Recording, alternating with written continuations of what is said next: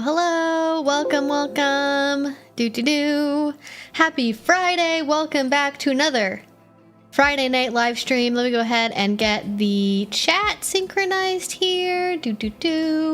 How's everyone doing? What's been going on? Anything fun and exciting happening this weekend? I know, not this weekend, but the weekend after this one is Memorial Day weekend. So I imagine maybe plans are happening then, but not necessarily this weekend. Hope everyone is doing well. Yeah, I recently had some good food. I made some like homemade, I don't even know what to call it. If I said curry, I feel like that would give you the wrong flavor idea, but I made like a stewed eggplant dish that I've been eating for dinner for like 3 nights in a row, and I didn't think it was going to last me that long because I only used 2 eggplants for it. But I've made like 3 or 4 meals from it, and I just get really full from it. So it's been nice. It's been like a different flavor from what I normally cook, and it was so easy to make. So that was nice. Air fryer pizza is the way to go. Whether it's like a homemade pizza, if you make like a little one, or if you have a big enough air fryer and it can fit a frozen pizza from the grocery store, even like reheating store-bought pizza in the air fryer, that is the best way to make it. I do, in fact, love my air fryer. I am an air fryer evangelist. Oh, I left my heater on. Which one? Let me see. Is it this one? Is it this one? Hi, puppy. How are you? I'm just turning that off. Hi, sweet darling. Hello. Hi. Yeah. Okay. I am back. Heaters have been turned off, so hopefully it doesn't get too warm in here. It was like a little bit too cold this morning. It was a little bit too cold. But now I feel like it's a normal like good temperature. I've been planning to schedule ABDL time with friends. Ooh, that's fun. Love that. Eggplant and chickpea stew I have not made, but it was like, what was even all in it? It was mostly eggplant. I don't know. Just look up like eggplant, like Middle Eastern eggplant stew recipes, and you'll probably find the one that I used. Oh, I'm finishing up hand sewing a new corset for my costume tomorrow. Ooh, that's exciting. I've been looking at, I feel like costume might be the wrong word. I've been looking for outfit pieces for like future kink events and like deciding what I need to get. And I recently discovered that on Google Keep, if you make a list, you can add photos to the list. It's actually been really good. It's kind of like an all-in-one thing for putting in links and text and also photos all in like one space. And there is a limit on how many photos you can put with OneNote. I forget how many it is, but it's more than 20 and less than 50, I want to say. It's like a good amount for kind of getting pictures and having ideas of like, here's what I need still to like make this full finished thing come together. Because I've been working on like a new puppy play outfit, and I don't have all the pieces for it yet. I wanted to have them in time for, what was it, Kinkfest this year, and then Kinkfest ended up being a really weird one this year because Bandit got really sick, and so I didn't even have any outfits laid out, and I put together kind of a version of what I eventually want to do with that outfit at some future point together, but it wasn't quite what I had envisioned. And then I ordered a new collar to wear with it, and it like didn't look right, it like didn't fit me correctly, and it was like kind of a bummer. So I don't know. It was we live and we learn. But I am definitely looking forward to having a more put together like puppy play outfit thing. But today is not that day, unfortunately. There's a Discord event for an orientation play server that's happening in about an hour or so that I need to attend because I'm a mod. Well, good luck with that. Hopefully you don't need to do too much modding stuff, but that seems like a good time. Ooh, local Ren Fair is this weekend. I've never been to a Ren Fair before.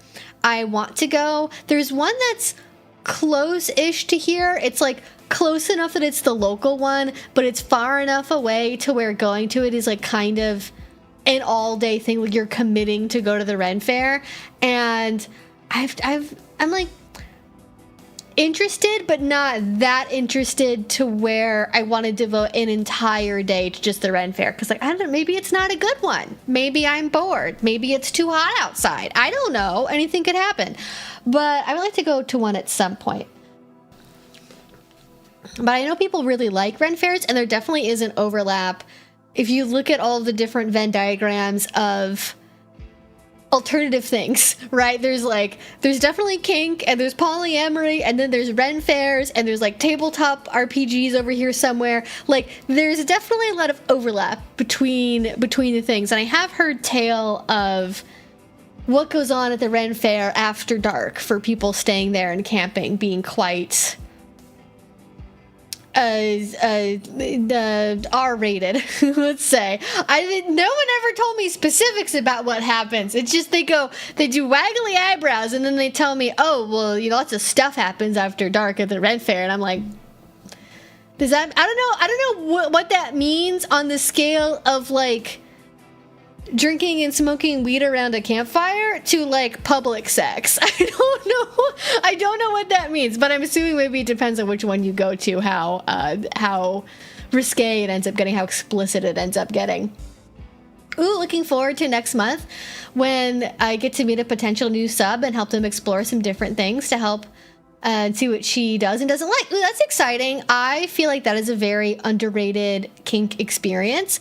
I think I had one of my very, very first ever, like literally probably my first ever kink play relationship, let's say, was very much that way of like, all right, this week we're going to try this thing, and then next week we're going to try this thing, and then on Saturday we're going to do this. And it was a really good way of getting introduced to like kind of a little bit of everything from like power exchange to bondage, impact play, pet play, training, all of that kind of thing. And it was really, really informative. And I think if you do it with an ethical partner and somebody that you can communicate with well, it can go really well. Now, knowing what I know now, I would not approach that relationship the way that I did when I was 21, 22.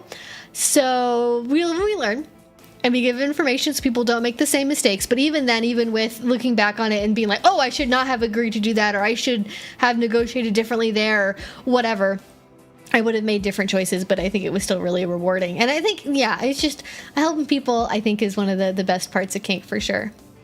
Oh, I went to my first play party last Saturday, and it was awesome. I got to try impact play and shibari with different doms. Everyone was so nice. It was lovely. That's awesome. I'm glad you had a fun experience. Good on you for being brave and getting to try that out, because I know it can be so intimidating and people wait forever sometimes to get out there and try it. But I really do believe, get out there, try stuff. You never know how long something is going to be around. Dungeons close, people move, circumstances change, laws change. So you never know how long something is going to be around. Even if it's been in the community for like 10 years, 15 years, 20 years, you really do never know. I have seen all kinds of things happen, whether it's vendors closing up shop or doing something totally different, or events no longer being around, or conventions stopping. You always kind of take it for granted that, like, oh, well, they've always been here, and then, like, suddenly one day they're not. So if you have the opportunity, definitely try it while you can, for sure. Probably a mix of smoking weed and nudity at the Ren Fair. Yeah. Am I a dom or a sub? I'm a sub.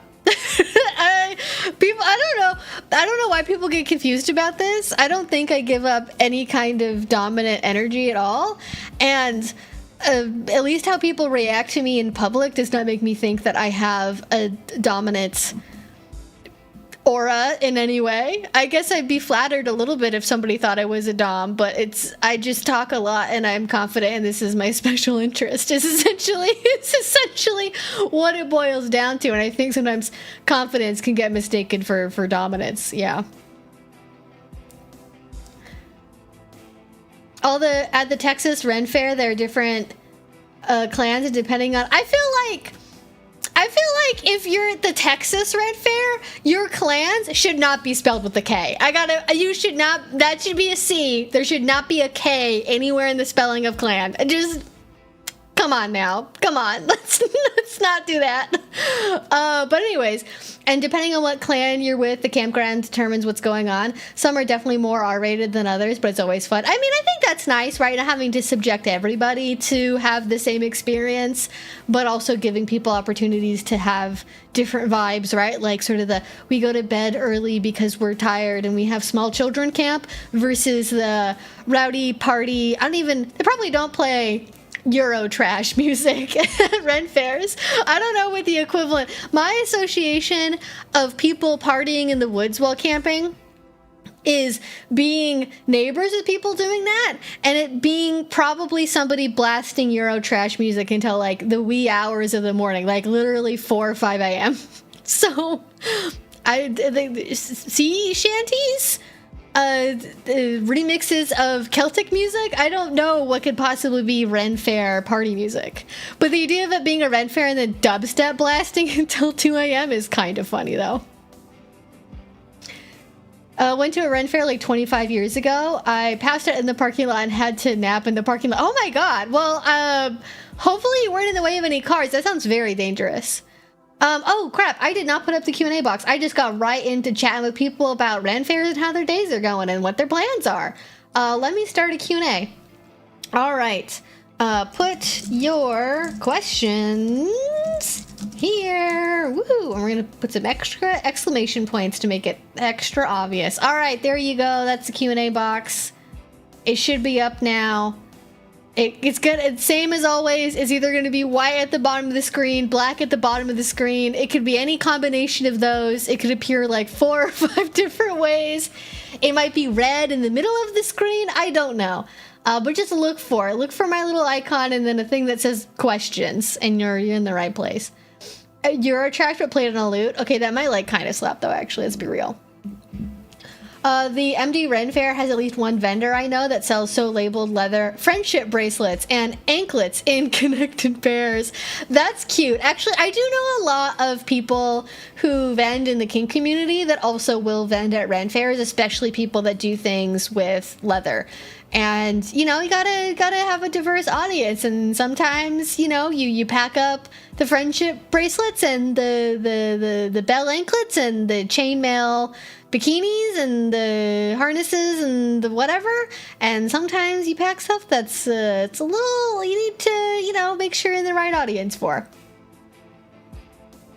She's highly inexperienced, so we are looking forward to trying quite a few things over a few days. If things click well, we'll work on moving her with me and then help explore more.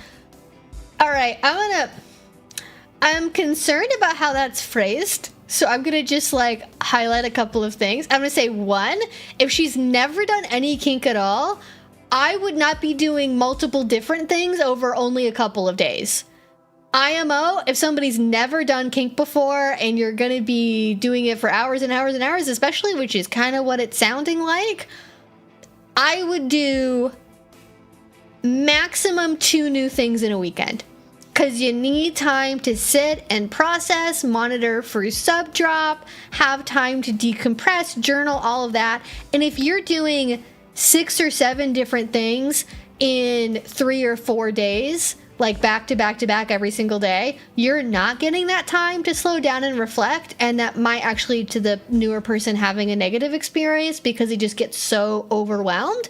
And that might be a really positive feeling at first, but if they're putting out a lot of energy and a lot of excitement in the moment, then they're going to be paying for it in a couple days. That might negatively impact their assessment of like how things went. And also it makes it harder to tell like what really worked and what really didn't, because if you've done, you know, 4 or 6 different things already and then you're adding on yet another, are you not into it because you're tired, because you're mentally overwhelmed, because you need a nap, because you have to process something else that happened?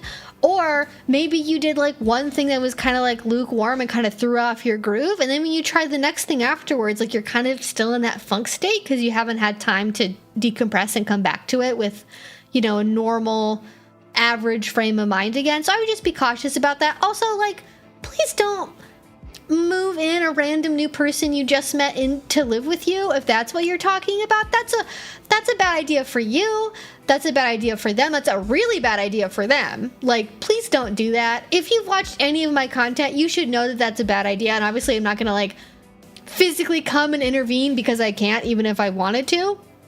But I would really encourage you to rethink that, or anyone listening, if at any point in your kink journey, you or someone you know is approached like, hey, I just met you, but if this works out well this weekend, come live with me.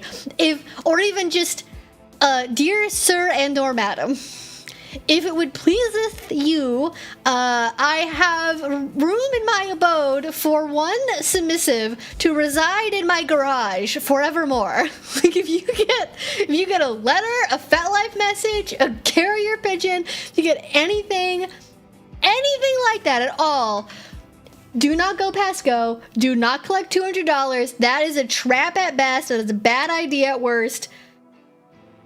No, just don't do it. It's not worth it. If it's the right relationship for you, it will last through waiting a little bit and meeting and doing regular stuff together at a reasonable pace. And it can feel really fun and exciting to, like, it's like what they write about in kinky romance and erotica novels, right? Like, random girl signs up for a website thing and then gets inducted into this faraway submissive training chateau, and she's picked up in a limousine and taken to this remote estate, and then her identity is stripped from her and she has to serve at everyone's whim no matter what. And like, that's a fun fantasy for a lot of people. I don't understand it at all. It's very much not my kink, but some people are into that. But something should stay as a fantasy. Yeah, just to be clear, because yeah, it's top of the chat and white this weekend. Okay, good to know. Welcome, new to kink. Feel free to ask any questions. I wonder if they don't just sit together and watch Monty Python at the Ren Fair. I'm sure that's happened at least once. Maybe not as much as you might expect, though. Oh, Viking metal. Oh, yeah. That would probably be one of them, wouldn't it? Yeah, I could see that being at a Ren Fair. Faraway Submissive Training Center. A cult. That's a cult. Yes. Yes, that is. That's not how they frame it in the books.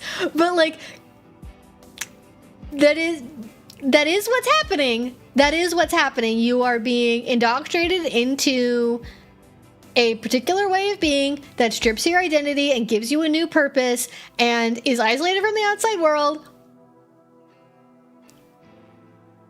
That's a cult. Oh, and if you don't follow the rules, you get punished and you get ostracized, and the more you think about it, the more boxes that can check. Too late. I've already moved into the closet of a person whose sub I met 5 minutes ago as an ensuite. Well, at least it has an ensuite. I think, that's really the problem is with the garage arrangement is you don't have an ensuite. You don't got a closet. You don't have a toilet. It's not an ideal scenario. But if they can sweeten the deal with like a mini fridge and an ensuite, then like you're good. Like it's no problems there. Yeah, so anyways, we just, we want to be cautious when we are trusting our literal lives and well-being to strangers, and also if we are inviting a stranger into our homes, well,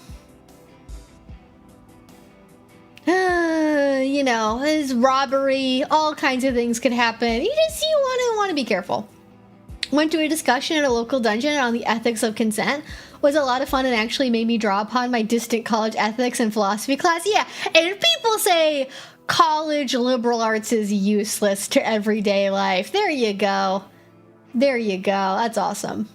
I'm glad to hear they have that kind of class. I feel like at least in my experience, I haven't seen as many dungeons as pre-pandemic offering things like orientations and like basic consent classes. Like, I think there's more of an assumption of like, oh, but you can just like take it online. There's more of that mentality, or there's not the manpower to put that kind of thing together, or the person who used to teach those classes for years and years is just no longer in the scene, or they moved or something, and so they just haven't had anyone to be able to fill that space, unfortunately.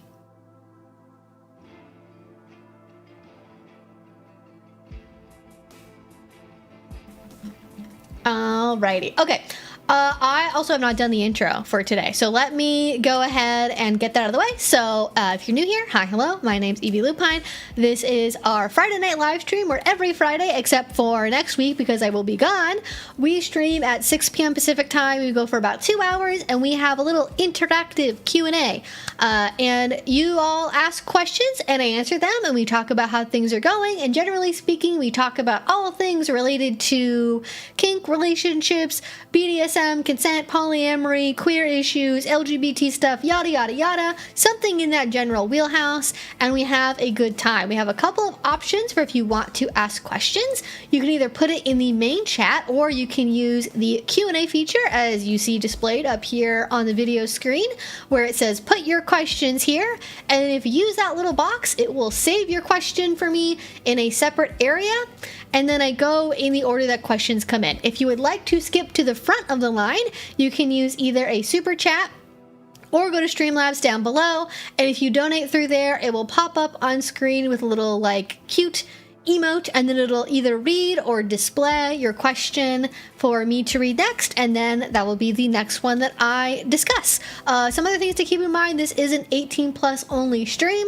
because we talk about adult topics with adults. I'm not qualified to communicate any of this to a minor, so I don't. So please be at least 18. Also, read the rules down below. They're very simple.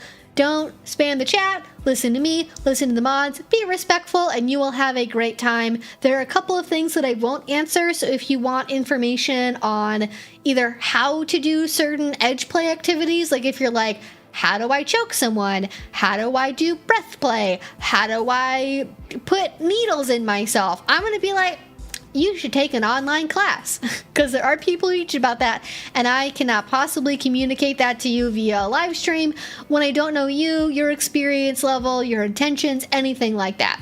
Also, I don't give medical or mental health advice because I am neither a psychiatrist nor a doctor, so I can't diagnose you. I can't tell you whether or not a certain activity is safe for you or not. I can give you general insight, like I can tell you there are people in the kink community who have this disorder. I can say I play with people and know people who have EDS, for example, that do kink. However, that doesn't mean that I know what will work for you or be safe for you in your body, so that is just something important to keep in mind. So I remember to do the disclaimer.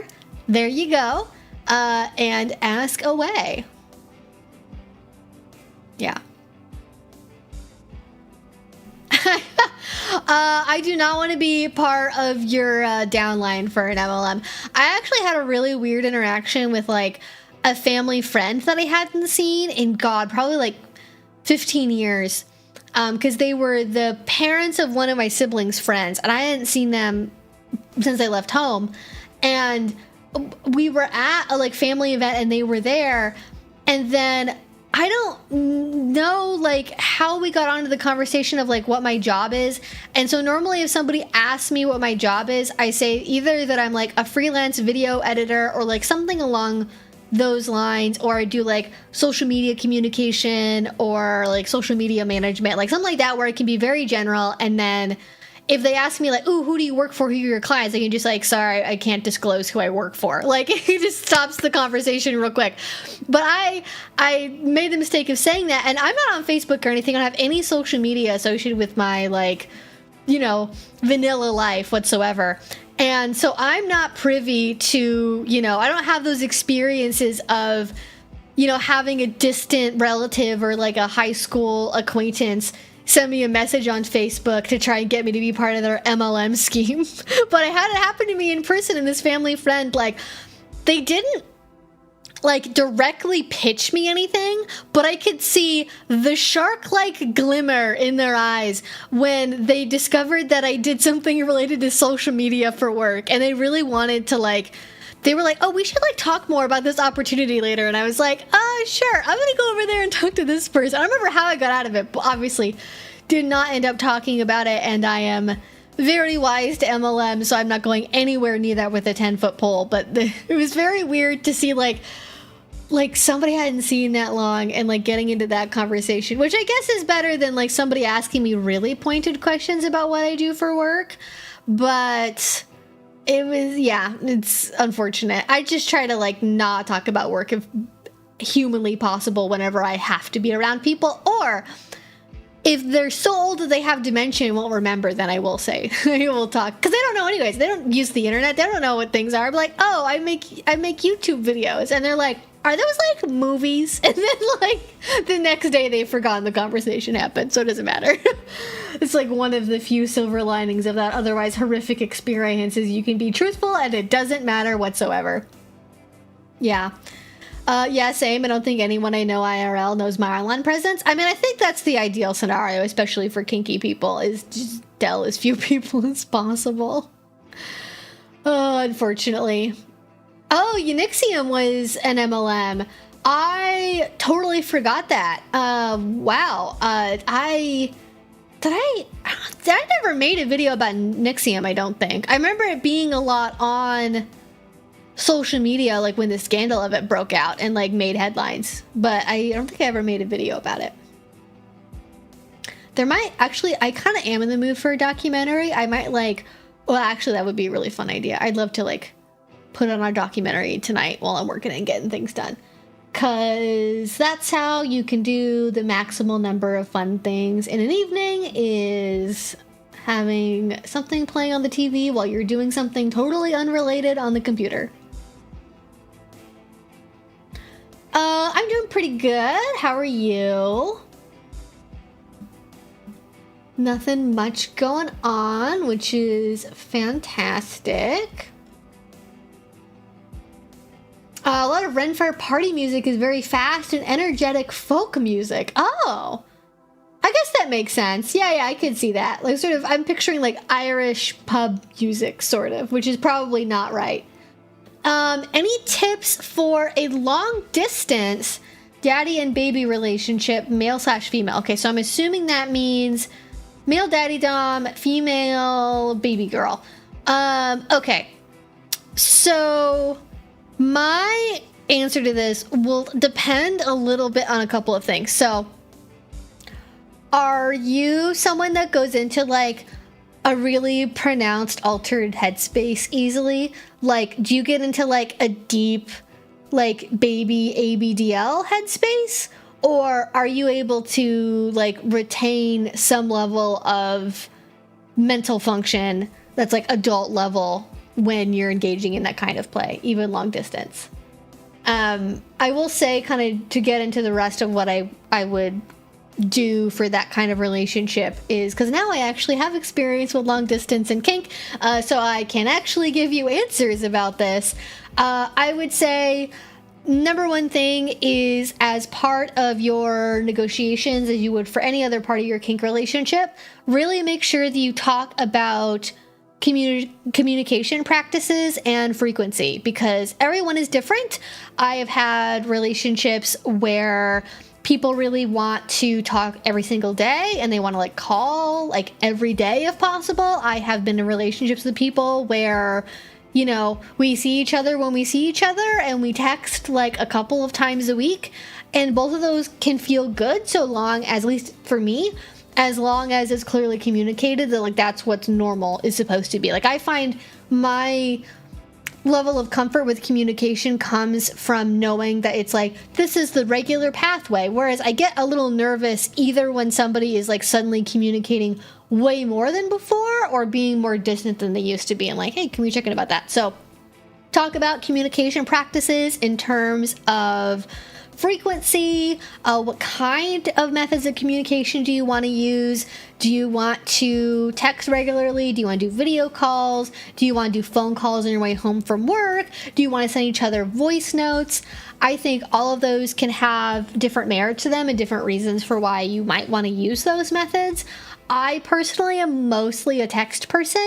That's the primary way that I communicate, but some people really love the voice notes. Some people love to do a phone call on their way home or coming to work, and I think that's another easy way to, if you want to have something that's like a regular occurrence in your relationship, that's an easy way to weave it in, especially if you have a life where that's compatible, right? Where like they commute at a time where like you can talk to them, or you're maybe commuting at the same time and you're both like kind of calling each other until you get to your offices.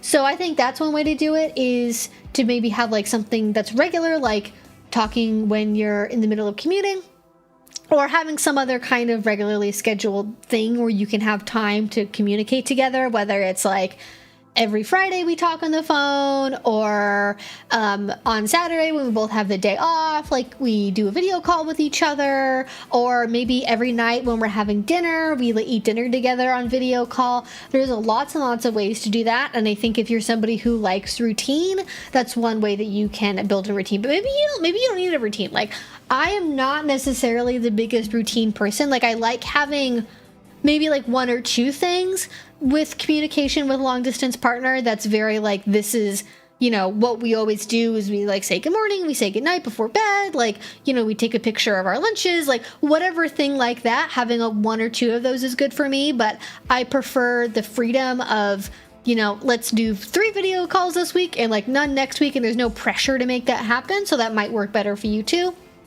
So just really make sure you understand like what you're available for, what you both want, what methods work for you. And I think that does the most to like keep the relationship on track, is like making sure that's very clear for both parties.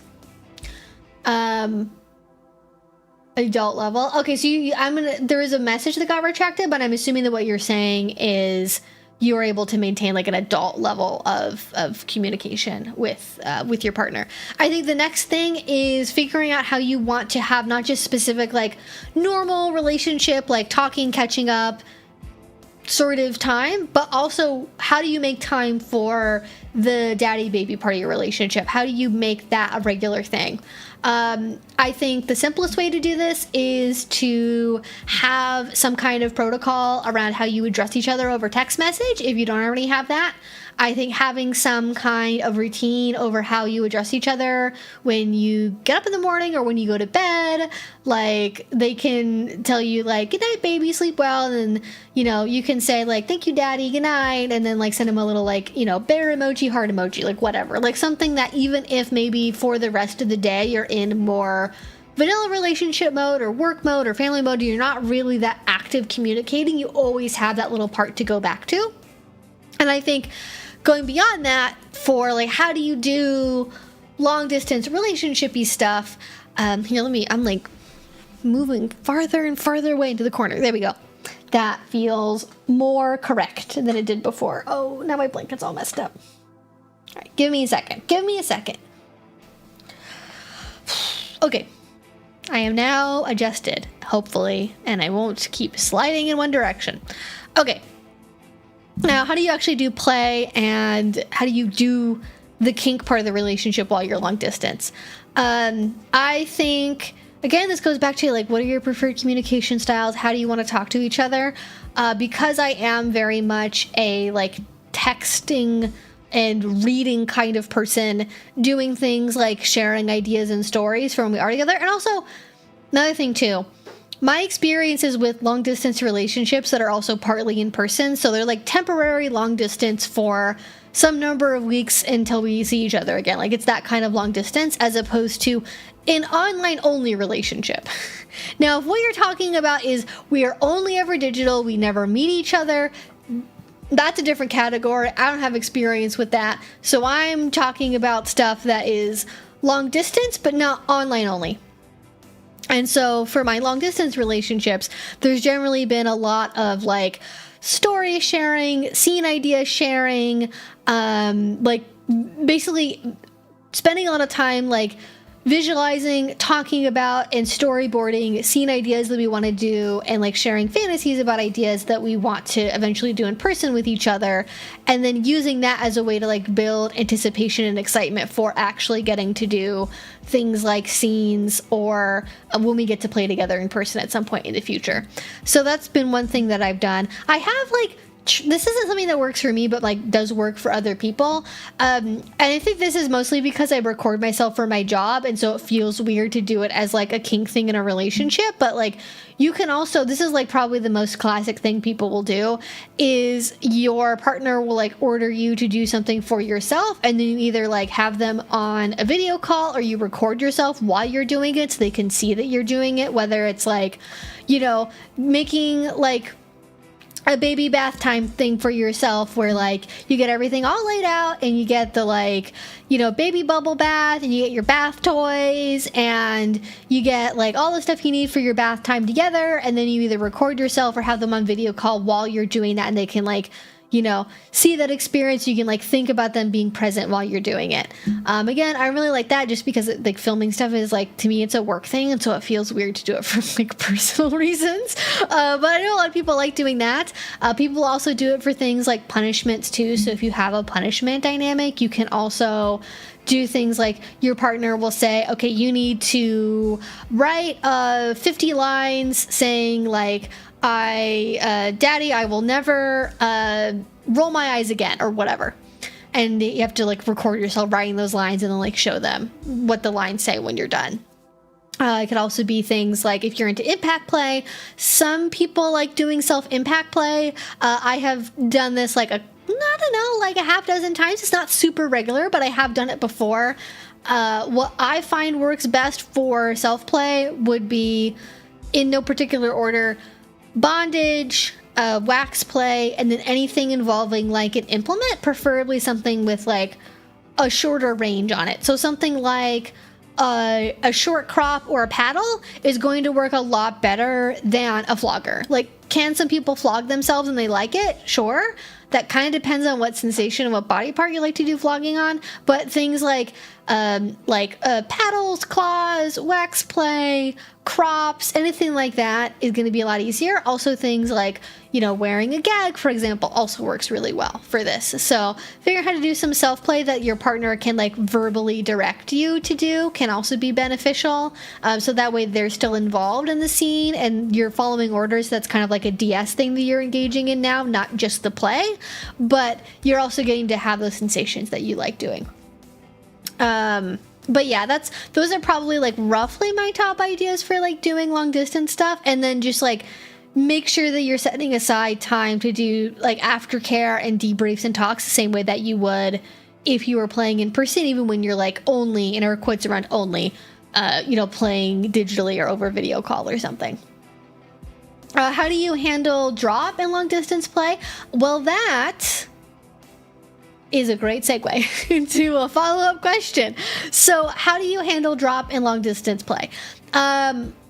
So how I handle drop for me is like not that different depending on when I'm with where I'm at and like if I'm with a partner or not, because most of my aftercare protocol is like solo stuff that I do to take care of my body. Like I don't really get a lot out of like touchy feely, like cuddly aftercare. Like I'm willing to do that for other people if that's what they need, but I don't really find that I get anything extra or like that it does anything for my drop at all if I like, you know, snuggle up or something. So I think really focusing on self-care, like, okay, kind of thinking about like sort of immediate post scene, what do you do afterwards?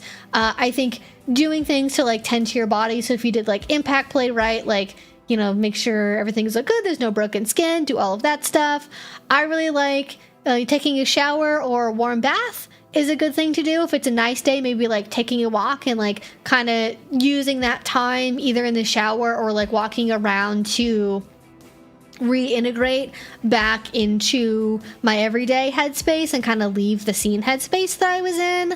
And then while I'm doing that, I'm kind of just being like mindfully aware of like my body and the environment around me. And like we could go into a lot more detail on like how to do that process, but I'm very much giving you like the broad strokes here. So that's like roughly what I would do. So like hot shower, hot bath, going for a walk. Sometimes like taking a nap too, if we like played earlier in the day and it's like, okay, now it's like 3 p.m. I'm going to like have a little lie down for a while, and like that also helps a lot too. So doing those things to tend to my body, get back into my everyday headspace, and get it, especially with like walking, getting a little bit of like blood flow going, some circulation going, and getting some movement in afterwards can be very helpful, especially if you did like things like impact play where you might be dealing with inflammation.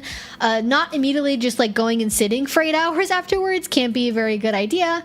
Beyond that, I feel like it's something I talk about in my class about aftercare, but I think something that as a kink scene we need to be more aware of is like nutrition and like how we're fueling our body and like protecting our body. And there's so much knowledge from like sports nutrition and just all different fields of nutrition that I think we could really use to help our brains and bodies recover from what we're doing physically and mentally during scenes.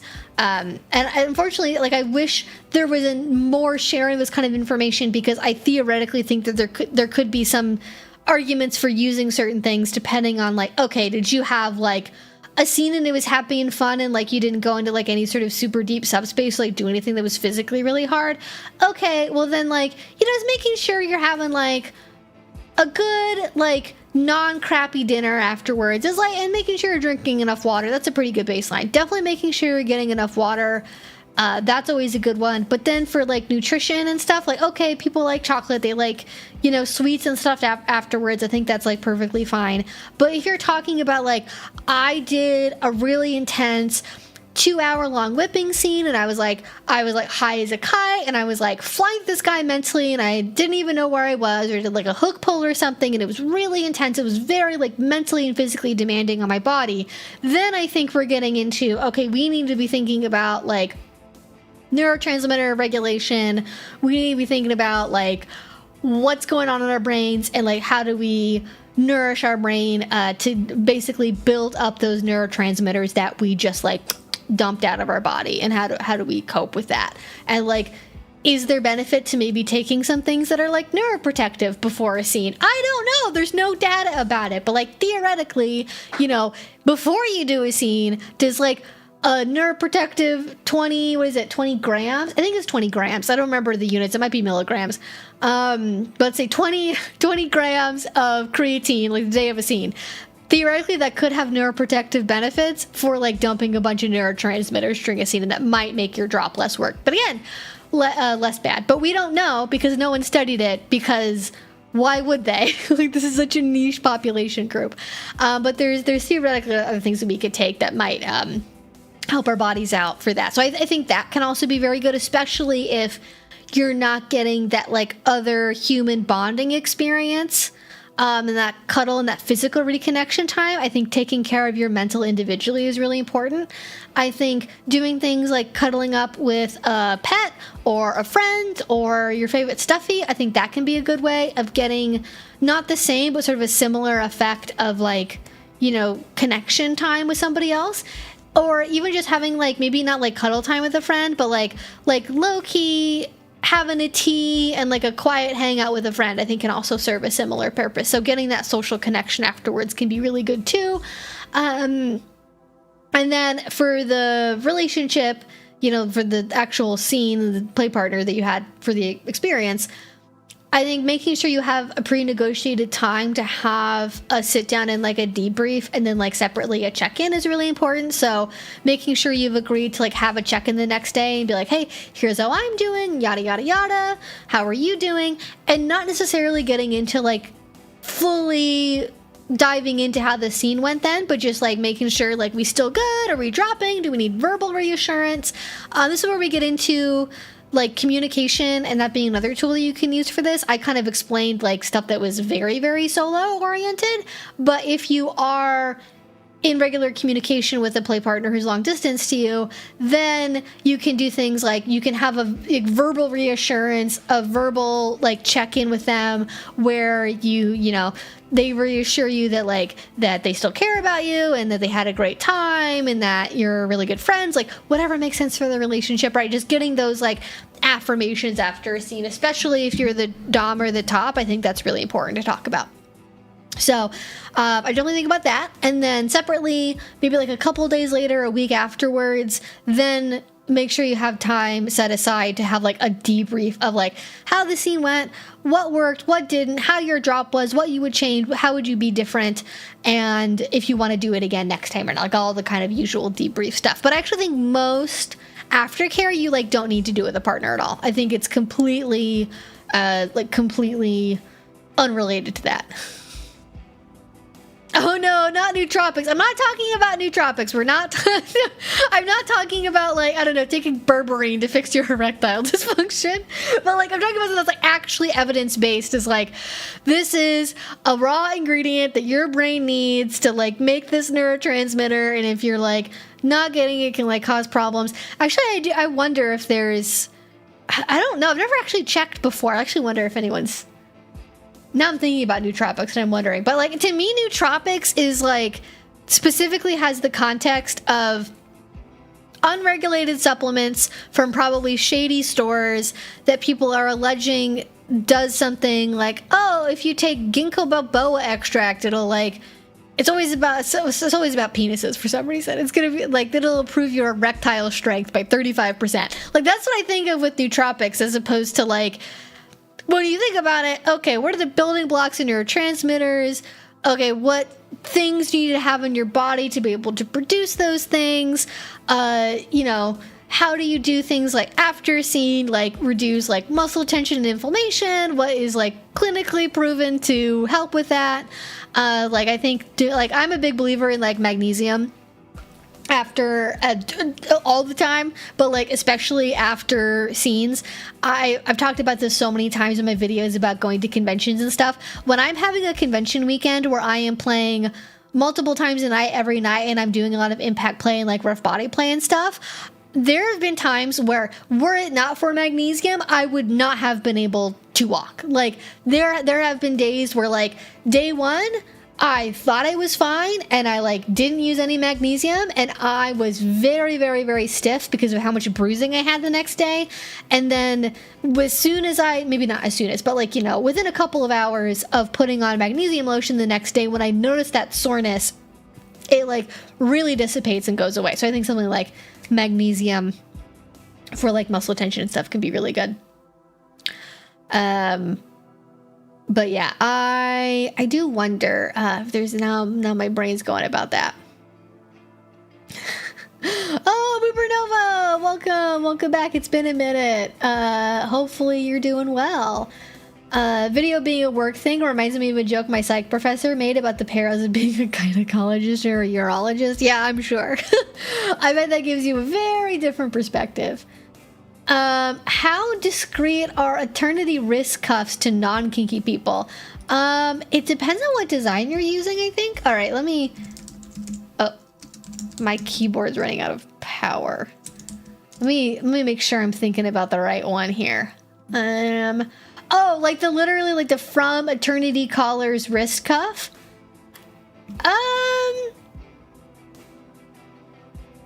I would say it's definitely more discreet than the necklaces, or the necklace, right? Air quotes necklace, than the collar is. But it's not totally invisible either. And I think it has more of a pass to it just because there are a lot of vanilla, like, high-end and, like, knockoff high-end bracelets that are, like, hinged and bejeweled, that are just, like, things that normal vanilla people wear for non-kink reasons. And I cannot remember what brand manufactures that one cuff, because there's so many knockoffs of it now. It's the one, it's flat, it's not rounded, it's like a flat band. It has like crystals all the way around it. I don't remember what brand makes that. It's not Van Cleef, I don't think. It shows what I know about luxury jewelry brands. A thing you obviously up to this point expected me to have an extreme amount of knowledge in, because obviously I'm just that kind of person.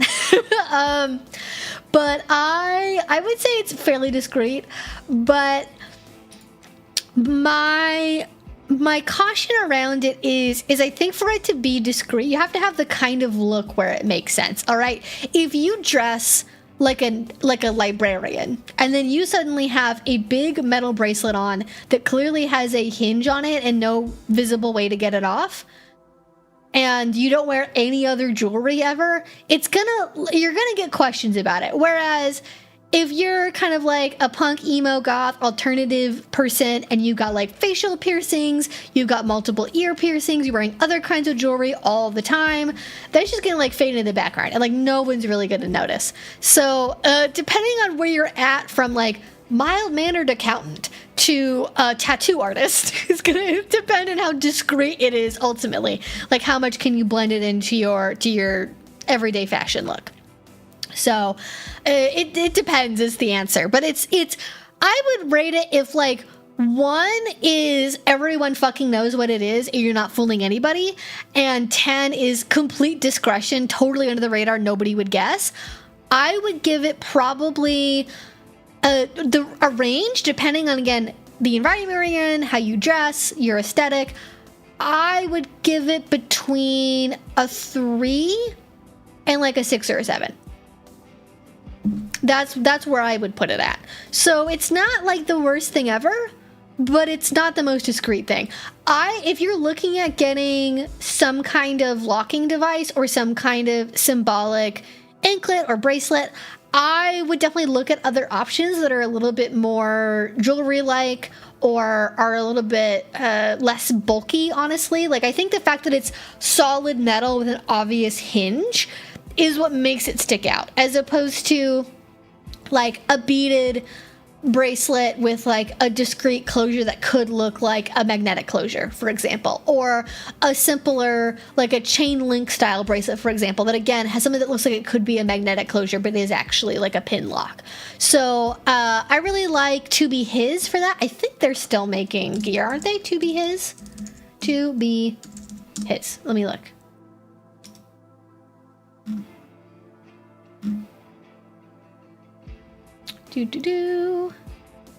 Oh, they're not currently on Etsy. Oh, did they?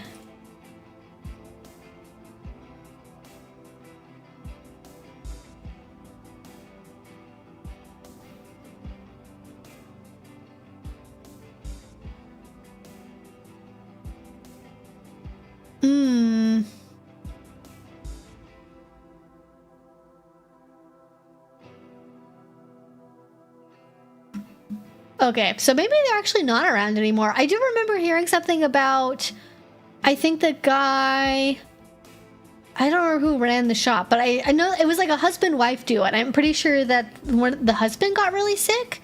So, okay, never mind on To Be His, I don't know.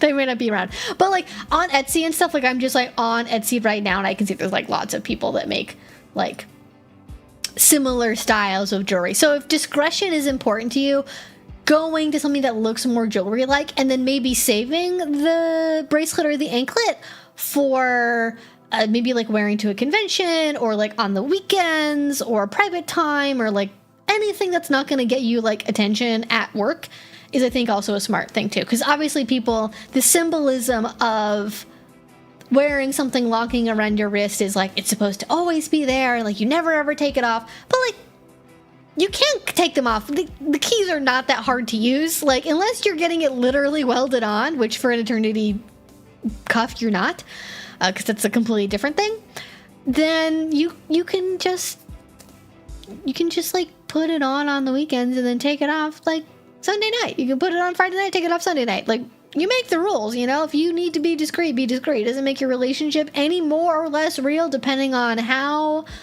often you wear it. So yeah, anyways, there unfortunately does not seem to be a thing anymore. That's too bad.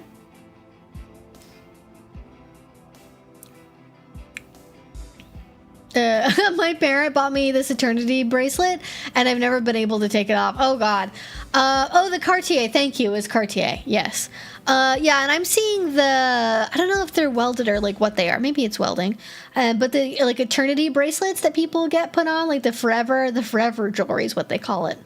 The permanent jewelry that gets welded on, that's, like, very, very, very tiny and petite. I've seen that at kink conventions. I've seen it at tattoo conventions. I have seen it all over the place, and vanilla people like it, and it's mostly ran by, like, what I would describe as, like, Pinterest moms. It seems to be very popular with, like, Pinterest moms for some reason. So that will be possible, and no one will think about it, but that's not, like, they're very effeminate. They're very effeminate. They're very dainty. And so if you don't like dainty, like very, very like teeny weeny, if you don't like that look, then that style isn't going to work for you. Yeah. All right. I'm going to get my water bottle real quick. 1 second.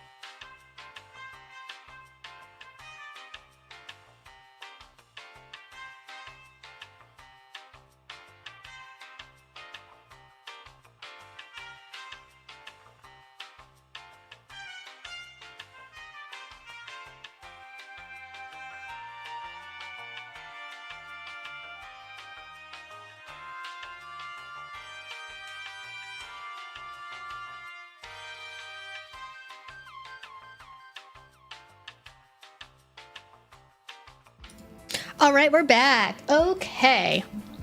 All right, let's get to some more questions. All right. Yes, hydration check. Everyone go get your water. I just did. Oh, are you yawning? Are you a yawning girl? All right, I thought she might be chewing on something. I was like, there can't possibly be food over there, but when there's a will, there's a way.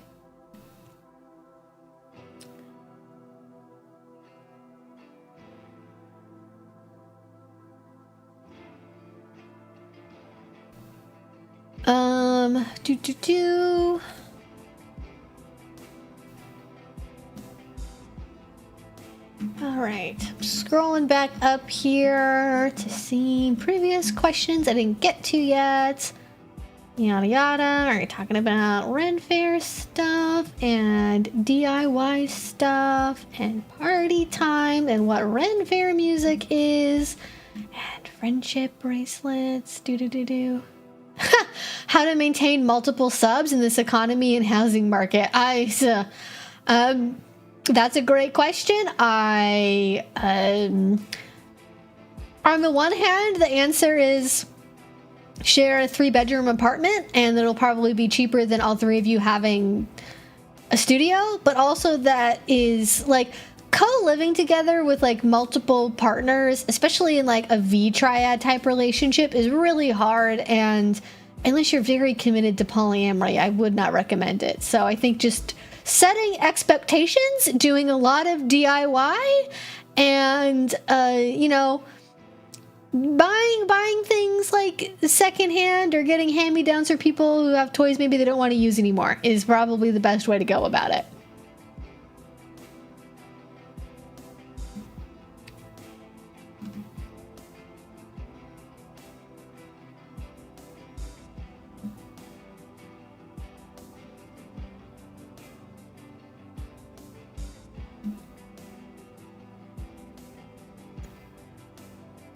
All right, the long distance play one, and the cuffs. BDSM stands for Bible Discussion Safety Meeting.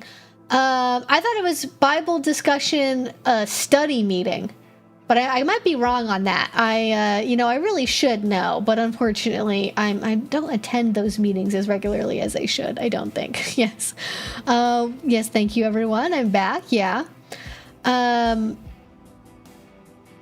Oh no, you can ask multiple questions if you want to. You can go right ahead.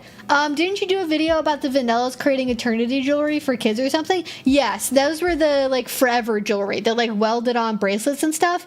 That is a thing that still exists. That got very popular with Pinterest moms and I don't know, probably girls that do cheerleading or something. It's very like upper middle class, southeastern kind of energy to it. And it's like, obviously it's here, right? Because I've seen it in person at things here. Like I've seen it at tattoo conventions. I have seen it at Christmas markets. I like the places you would not expect to see that there's somebody with a booth doing it. So they're clearly just, I don't even know if you have to have a certification for it, even though it's like, I guess it's not technically a body mod. So kind of just like you buy the soldering kit and then like you just put them on people. Like I guess it's I don't know, maybe somebody has an MLM for it. Maybe there's like an MLM for becoming like it's Cutco knives, but instead of knives it's bracelets. Like maybe that's what it is. But yes, those are still very much a thing, although thankfully around here I've never seen a child getting it done. It's mostly been like BFF gal pal bracelets more than anything, thank goodness. But I know beyond a shadow of a doubt with evidence of my own eyes that they are for sure getting put on kids, unfortunately. So yeah.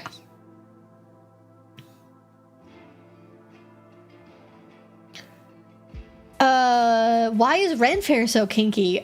Because Ren Fair is full of nerds, and so is the kink community. Because I think also fantasy and roleplay. Fantasy, roleplay, nerd culture stuff. It's big demographic overlap between people who like those things and various ways of expressing it, I would say.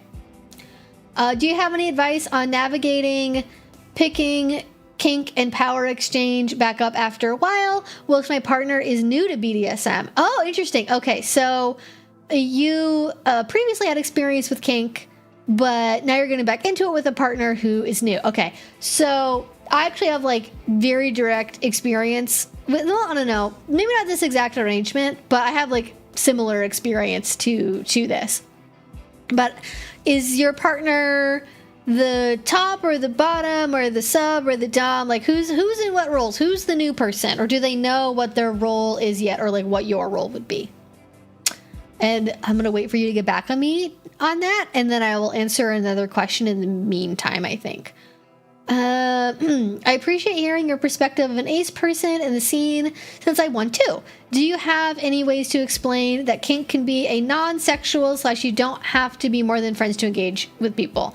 So there's communicating to random people you're arguing with on the internet, and then there's like communicating to a potential play partner, and they're kind of similar, but they're not similar. So if this is not your job, if you are not a kink educator as your actual goddamn profession, as is my job, I would really not recommend ever arguing with people on the internet about like whether or not kink is sexual or not. Because you're never going to win that argument. No one's going to listen. It's going to get drowned out by like 10 other posts. You're not going to really change anybody's mind. So don't worry about it. Don't you know, leave it up to the people that have to do it for their job, right? So just don't argue about it. If somebody is like, well, the kink is a sex thing, and they're like some random person on like Twitter or Blue Sky or Tumblr or Reddit, wherever it is, just like don't even bother. Don't go there. Don't worry about it. You're not going to make any headway, and their opinion or their thoughts don't really matter, okay? Like, they're not affecting your life. You're not going to play with them. Don't worry about it. It's not your circus, not your monkeys. Now, if what you're trying to do is communicate with people who you might want to play with or have a relationship with, they should really be on the same page about that, like ASAP. And it probably really shouldn't take a lot of convincing for them to understand that it can be non-sexual. And this is just my experience as someone who has had to navigate, you know, potentially playing with people that are a lot more sexual with their kink. The way that works is if the conversation, first of all, sex is never the default in kink, right? It's never the default. It should never be the default. No one should assume any kind of sexual contact or energy is happening in a scene unless you say otherwise. So if you ever have an experience where somebody just like whips their genitals out and goes, oh, well, this is just what happens next, doesn't it? Like, well, we didn't talk about that, did we? No. So that's not okay. They can't do that. you have to opt in to any kind of sexy thing that could be happening in kink. And hopefully it should come out sort of naturally when you're talking about your motivations, your desires for play, what kind of play you want to do. It should be clear through that what you're asking for isn't a sexual experience and that you don't want to play with sex. But just to make it really like redundantly obvious, there should be a point in the conversation with a new potential play partner where you talk about like, do you want to have this experience be just like platonic? Are you looking for something like more physical? Are you potentially open to something sexual in the future? Like, if that kind of conversation comes up, as it should, then you can say, no, I'm not looking for anything like that. Kink is non-sexual for me. This would just be a platonic experience. And the only acceptable response is, at least to play with them, because they can have their own opinions, but don't play with them. But the only acceptable response is, oh, okay, like, no problem. If they say anything other than that, or like, you can say me too, like samesies, that's fine. But if they're like, well, but for me, like, sex is really important for kink, so like, can't we just do it this one time? Or like, they give you any other answer beyond just like, no problem, they're not the right person for you. That's not it.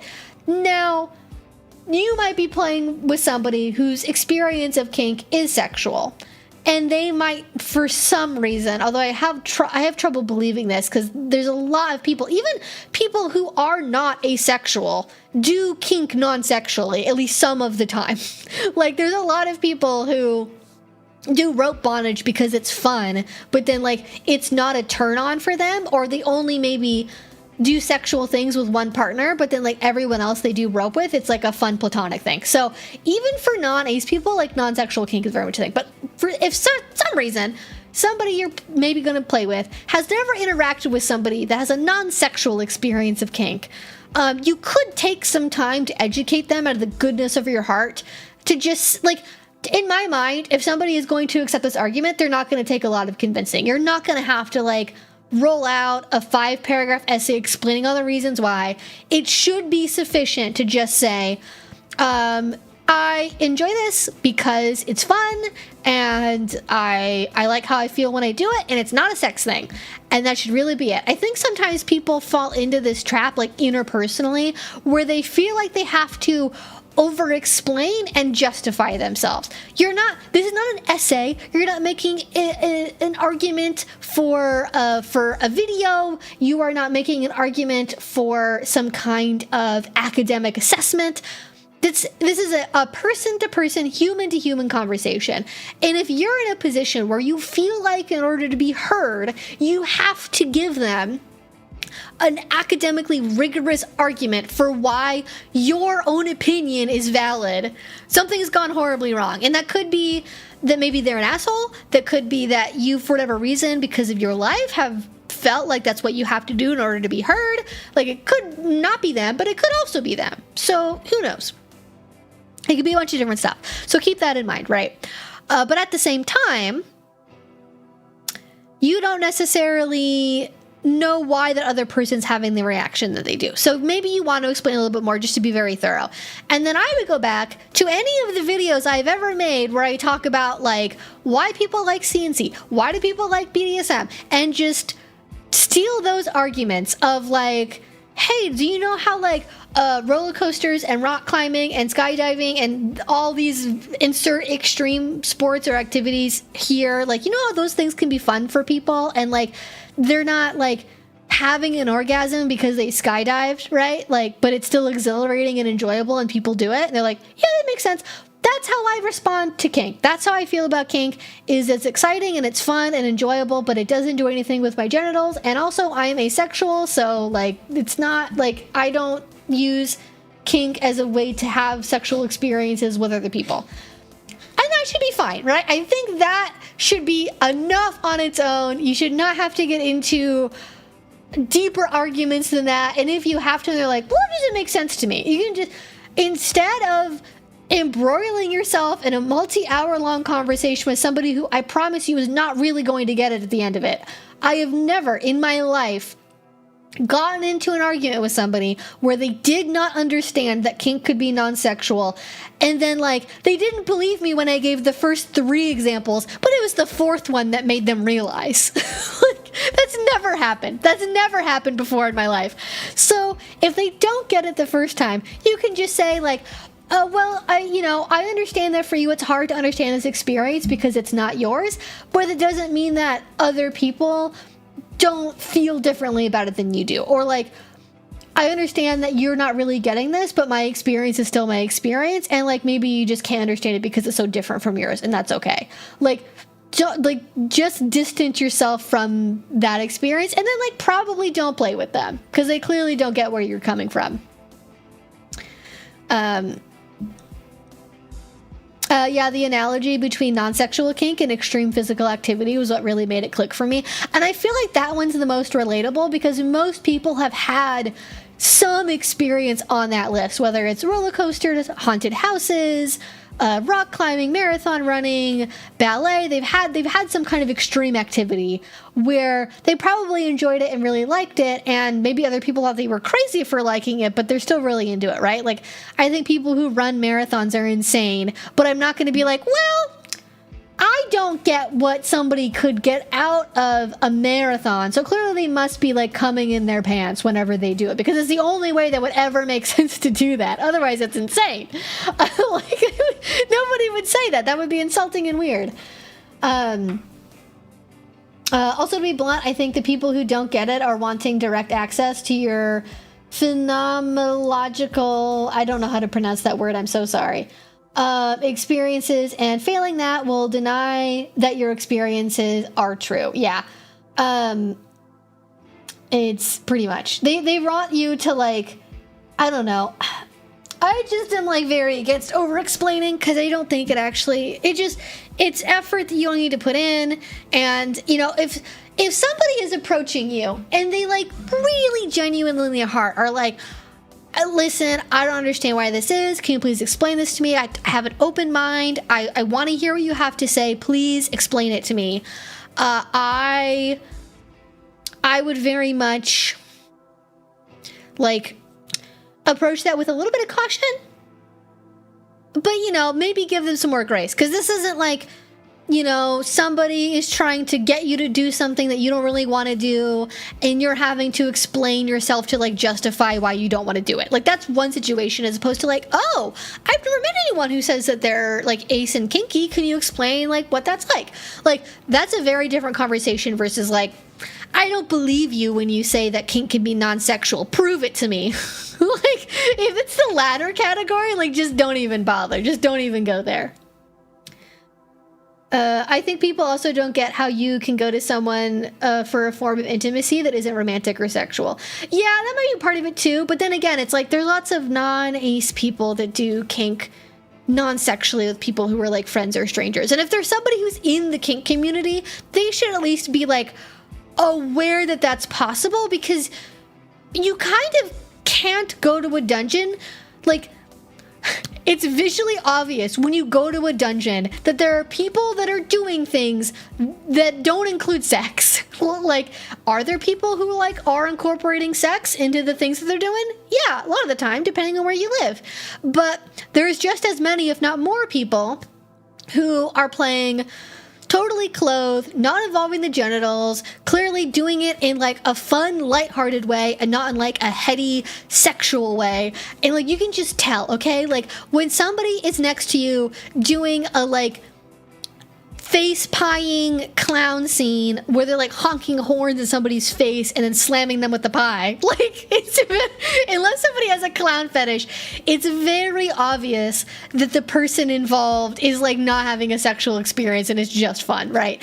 But, you know, again, if people are really ignorant and they just cannot see outside of their own experience level, to me, that is an indication of somebody that I wouldn't want to play with or have a relationship with. Like, having enough empathy to put yourself in somebody else's shoes to say, hey, like, this isn't my thing, but I get where you're coming from. If you can't do that, then like, I don't know how you have a good scene with a person like that, because otherwise all they're gonna do is just do things that they like and then be like, well, but I like this and I like it this way, so clearly you must also like the same things that I do. And it's like, that's actually not how that works, actually. But that's my own opinion. I would say that free use is like one of the things that probably can't be non-sexual, just like definitionally, because free use means being freely available for sex. And I have videos where I've talked about what free use is, so I'm not going to get into the 101s of what free use is on just a basic level and like how to do it.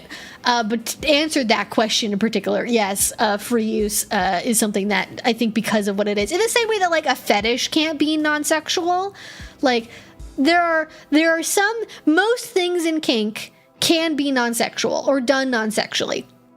But there are a couple of things where it's like, you can't really do like non-sexual orgasm torture. Like there's an element of sexuality that's inherent in that. Now, does that mean it has to involve a partner? Like, not necessarily. I think free use does probably involve having a partner. And it doesn't mean that your experience of it is primarily or only sexual either. Like, if you're doing, just to stick with orgasm torture, like your experience of orgasm torture, like the sexual component of it might be like a long ways behind the like power portion of it, where like the thing that you're really getting out of it is the sense of control and loss of control that you have in that situation, versus like the mere fact that it's involving your genitals is maybe like 2 or 3. So there's still, it's more complex than just like it has to only be this or never be this. Like, it's in the mix for a lot of people, and it comes in varying ways. But there's a couple of things where it's like, I think that, you know, it just inherently involves like sexuality. Now, I would say there can be non-sexual CBT. I would say that's one that could be non-sexual. Because sometimes it's just like you just have fun body parts and they're fun to like poke and like, you know, put rubber bands on and stuff. And then like, who cares?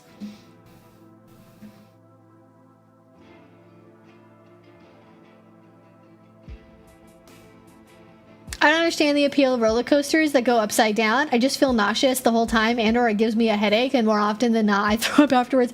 Oh my gosh, I'm so sorry. I'm not a roller coaster girl. I don't remember the last time I went on a roller coaster. I remember what it was like.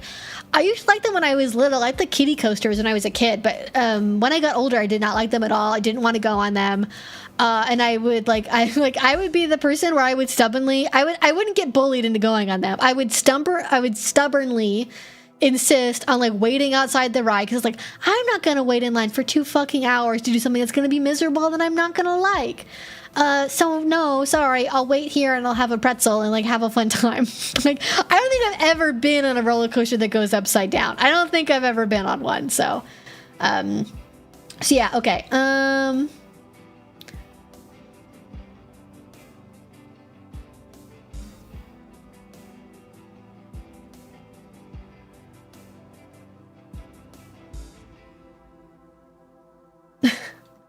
All right, going back up here, getting more questions. Let me see. Where was I? Let's see. When are you planning to properly closed caption your channel? YouTube's adult captions are extremely crap, and being deaf/hard of hearing and kinky aren't mutually exclusive. So I have looked into this before.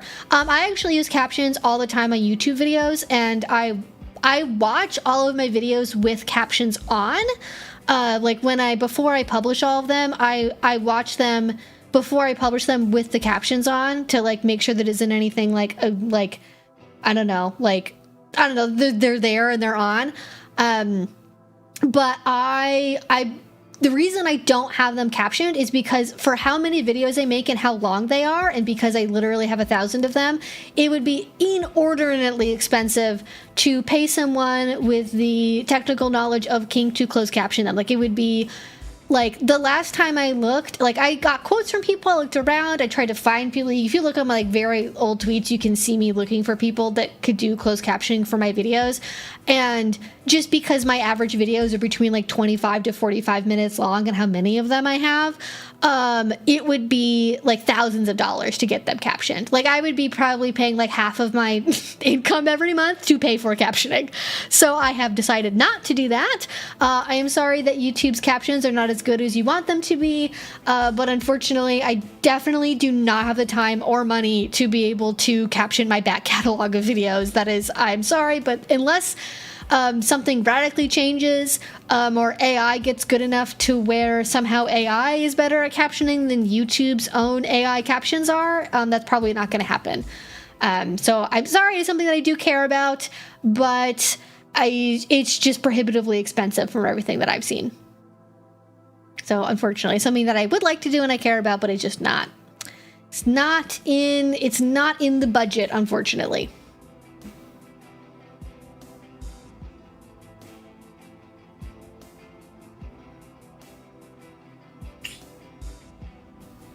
I'm pretty much an asexual gay man who gets spanked by a lesbian, which I've gotten questions about by vanilla friends, so thank you for the advice. Oh, okay, yeah, if it's like vanilla people who are like, I don't get this, that's a whole other category.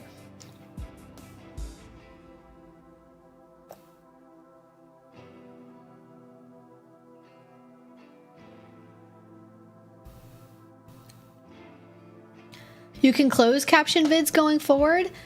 I don't know. I don't think I've ever seen a difference in the setting between like the closed captions and the automated captions. If that's like a thing that I have on my back end, I've never seen that. Yeah,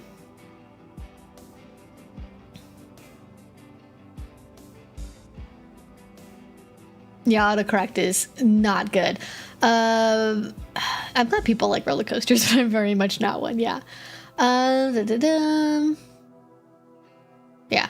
Okay, just keep in mind, like, don't make that much money from doing YouTube. So, like, I do have pretty strict budget, and unfortunately paying someone, like, hundreds of dollars for a video that I will make $10 on to do captions for me is not going to be in the cards, and I don't know how to do my own captions, so... I understand that it is desirable. I will keep it in mind. That is the best I can promise, and I'm sorry if that's not good enough and you're gonna protest not watching my videos because of it, then, you know, so be it. I'm sorry.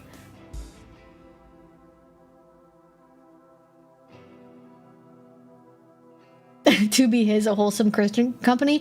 It does sound like that. It does sound, first of all, very heterosexual, and second of all, very much like somebody that might sell like Jesus statuettes and prayer candles for sure.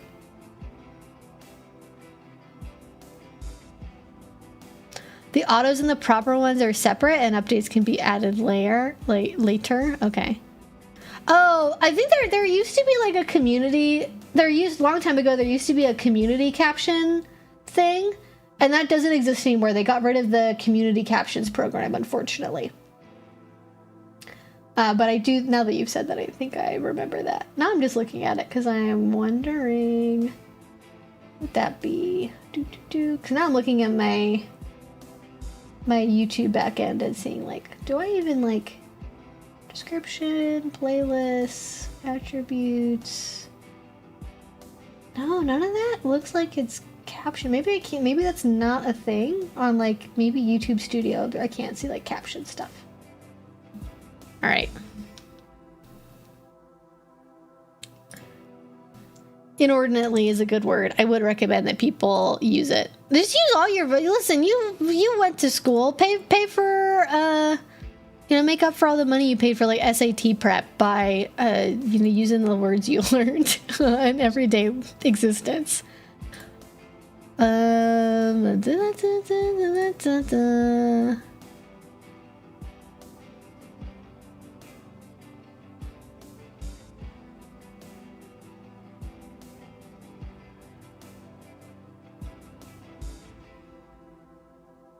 Like, now why can't I see any of this?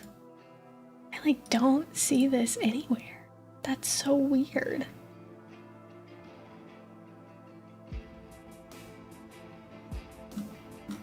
Oh, is it under subtitles?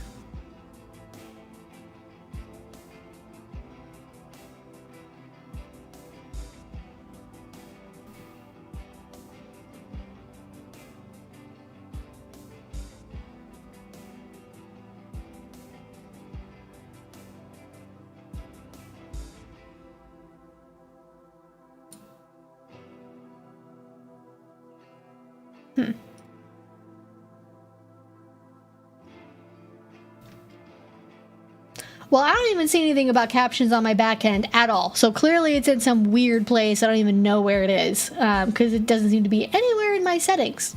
I can see there's subtitles and there's nothing about closed captions, adding additional captions. You can edit the text of the automatic subtitles and that's it. So I have to, whatever else it is you're asking for, I don't know what it is and I'm not going to be able to find it. I'm actually shocked that you can even like communicate with me via apparently whatever shitty captions are currently playing on this live stream.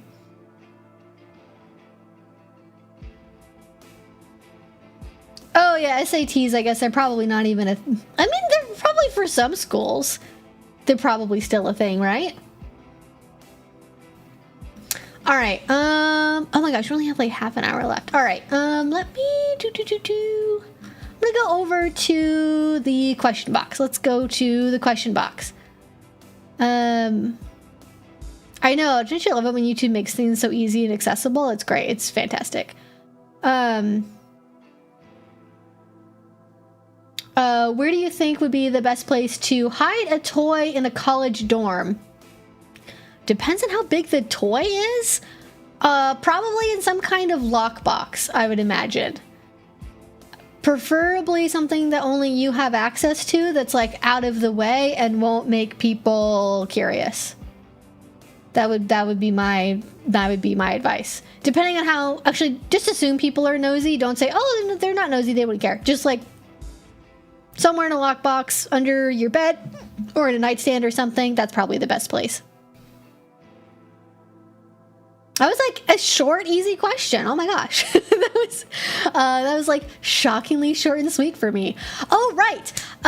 Did I get a response back from this person on, actually, wait, can I go back? Never mind. 1 second. Cause I can't see their chat history this way. Yes, thank you. Oh, we are switches, but I am mostly the dom. Okay, so you're switches, you're mostly the dom, they're new. Okay, so like, I'm going to answer this like they're a submissive leaning switch, because that seems like the most applicable. But just to remind myself, the question was, do you have any advice on navigating, picking kink and power exchange back up after a while, whilst also introducing my partner to power exchange? They are new to BDSM. Okay. Let me see. Okay.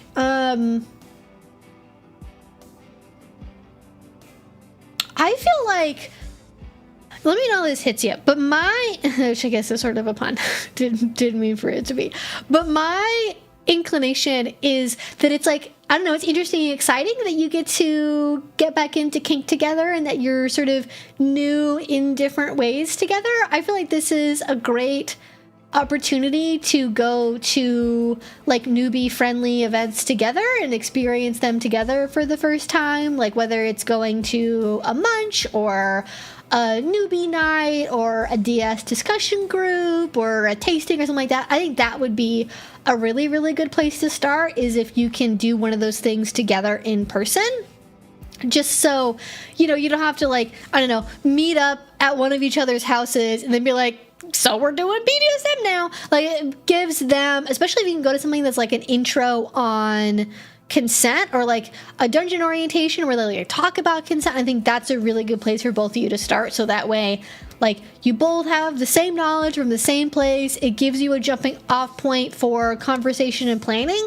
And I think also introducing people to kink by like showing them what kinky people actually do and like what going to a dungeon looks like and like what scenes look like and how people communicate with each other, like getting to see examples of all of that is a really, really good thing. So I think going to one of those first time events can make you both like excited about what you're going to be doing together, give you some examples to follow, and just give you some good footing. I think potentially doing something like reading a book together, like I really like, let me get a copy of this.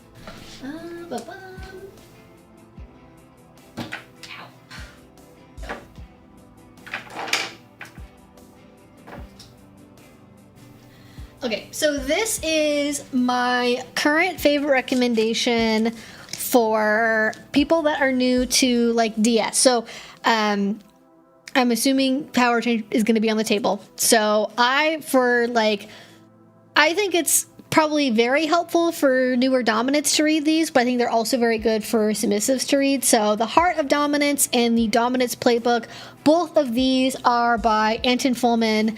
He actually says a lot of similar stuff as what I say in a couple of these books. Like, we have a lot of like parallel thinking, weirdly enough. I'm like, how did we come to the same conclusion?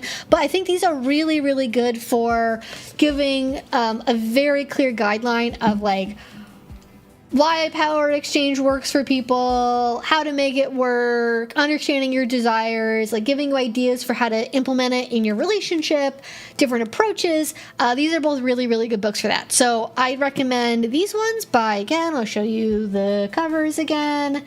And here you can see the name, Anton Fullman, ANTONFULMEN, because people always ask me how to spell stuff, even when I, say it on screen what the titles are 3 different times. But yes, these two are my favorite. So if you like reading books, I believe there are ebook versions of both of these. I don't think there's an audiobook, so if you're an audiobook person, these might not be the best ones for you, but these ones are like my favorite resources if you have to like pick. You have to just pick like 1 or 2 books to get for newer people. There's unfortunately not a book about switching that I can recommend, and I don't really switch in my relationships, so I can't give you advice from that side of it, of like how do you navigate switching in this kind of arrangement. But yeah. Miss Dewey, let me see. Is there anything else I would say for introducing somebody to power exchange? I mean, I think probably if you haven't watched my videos where I've like talked about like introduction to power exchange or like starting your DS relationship, like definitely watch those. I have lots of videos where I give like beginner advice on, getting started in a new relationship with a new person. But I think going through and doing things like a yes, no, maybe checklist together, sitting down and sharing like what your ideal relationships or like what your fantasies look like that you maybe want to use to inform your relationship. I think those are good things to do, like doing kind of, again, that like storyboarding, idea sharing, like are we compatible, do we have things that we overlap on kind of conversations are really important.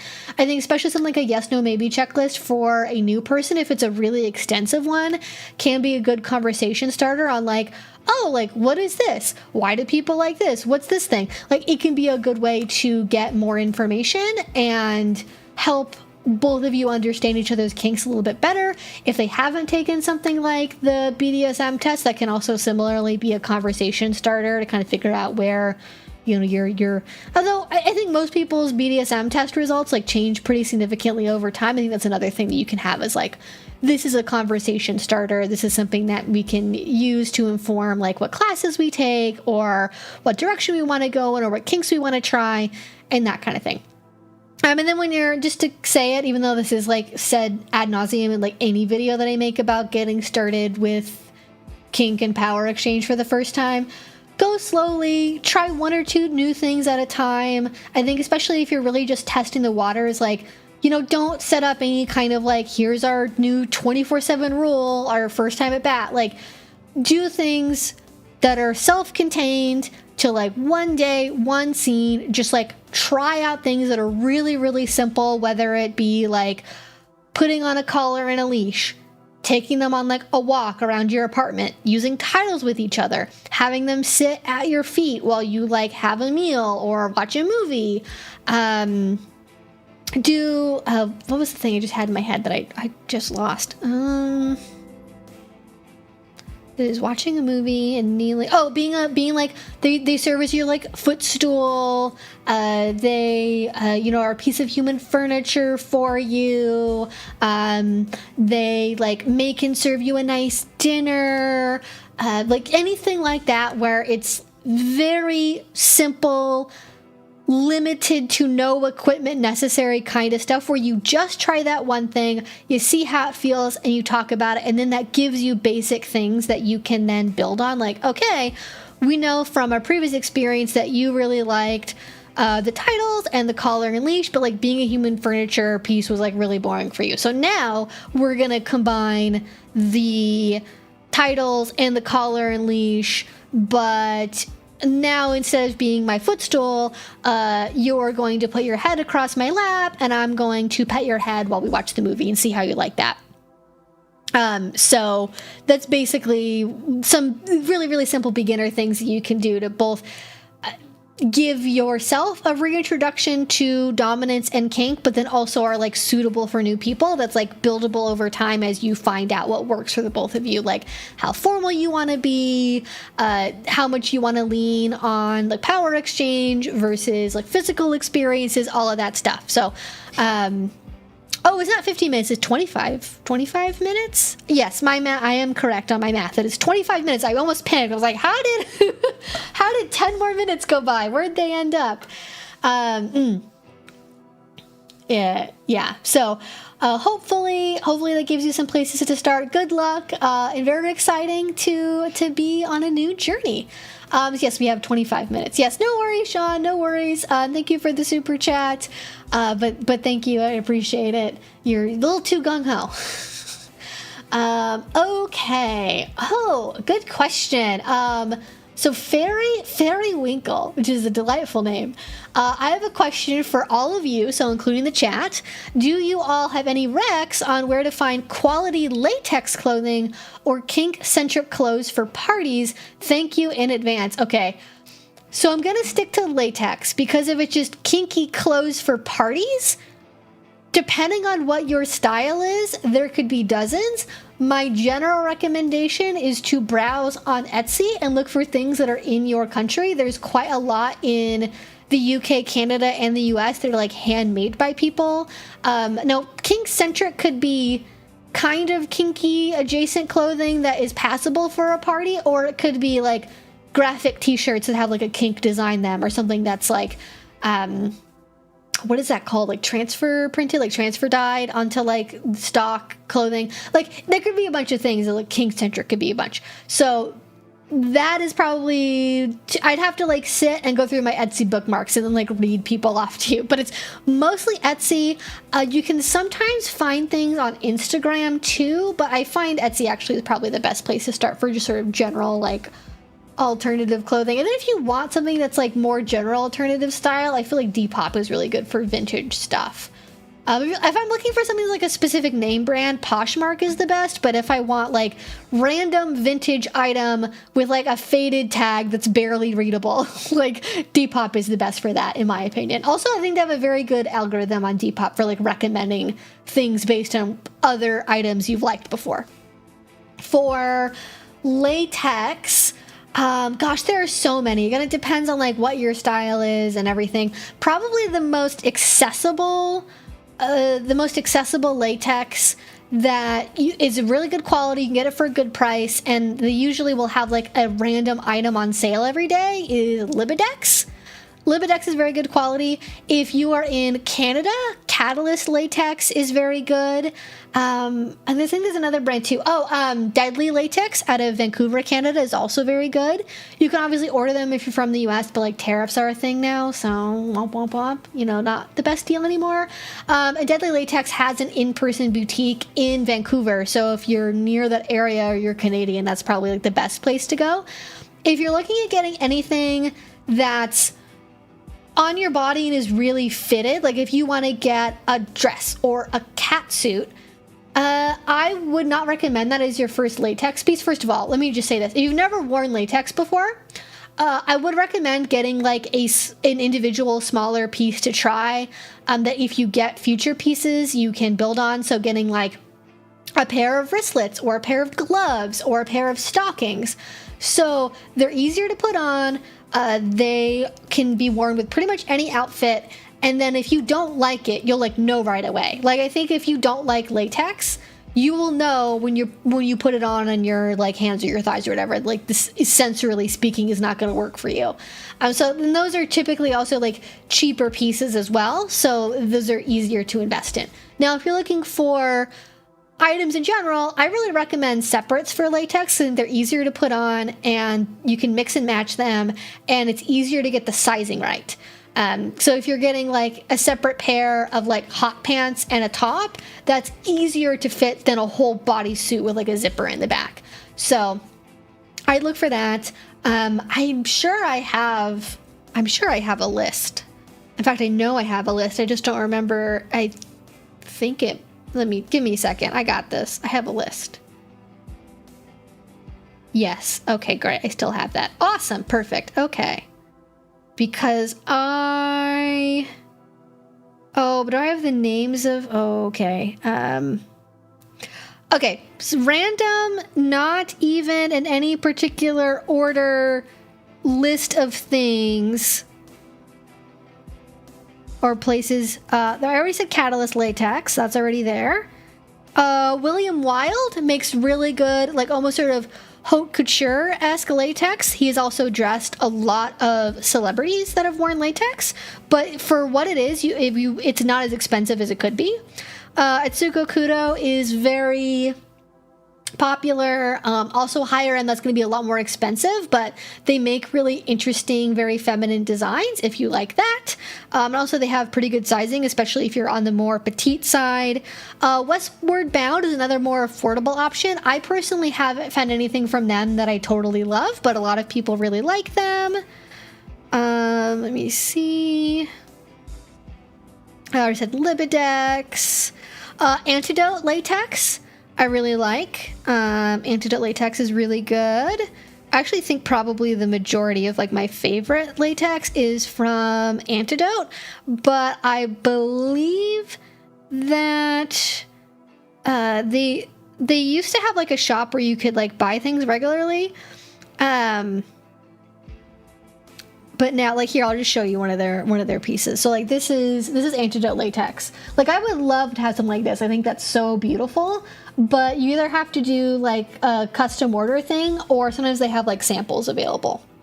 But if you have a 36 double D bra size, which I very much do not, this is actually they do a lot of like hardware stuff that's really cool. They just make very like interesting sort of lingerie-y kind of things, like, or even just like straight up lingerie. Like, that's another one of their pieces. I just think they do really intricate, really cool things with latex, with like the ruffles and the bows and the hardware. I'm so a big fan of them, but it's a lot harder to order from them than it used to be, unfortunately. They used to have a lot more like stock stuff available. There's also Pandora Deluxe and Amentium. Breathless UK is another UK brand.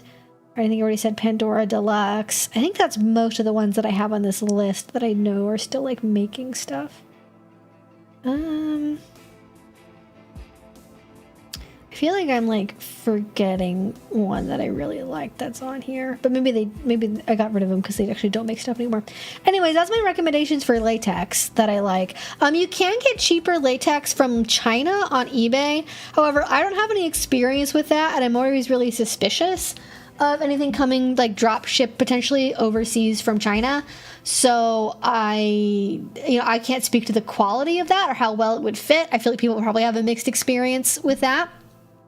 But that's another option too. If you like really need something on a budget and you just want to see if you like latex at all as a fabric, then that's a good way to do it, is to get something like really cheap on Etsy. You can occasionally find latex pieces secondhand on eBay, on Poshmark. I've definitely seen people sell latex on FetLife. So if you have a FetLife account, you can also browse. I think there's a couple different groups for selling secondhand latex. A lot of pro doms and people that are either getting into or leaving the industry will like buy and sell stuff in like latex groups on FetLife. So it's not definitely the best way to get pieces if you need a very specific size, but if you're a pretty standard stock size, if you're not super picky about color, for example, then you can definitely get like really good solid beginner pieces that way. But also you don't really see, at least in America, you don't really see a lot of people wearing latex at parties. That could just be where I live, West Coast, very casual.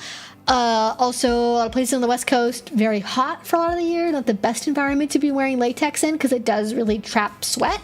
So I'd also say too, if you're somebody who's very prone to like body acne, I would be wary of wearing like full body latex, because it can, if especially if you're wearing it for a long time, it can really trap a lot of like sweat and oil on your pores, and that might not be something that you want to experience. So just keep that in mind too.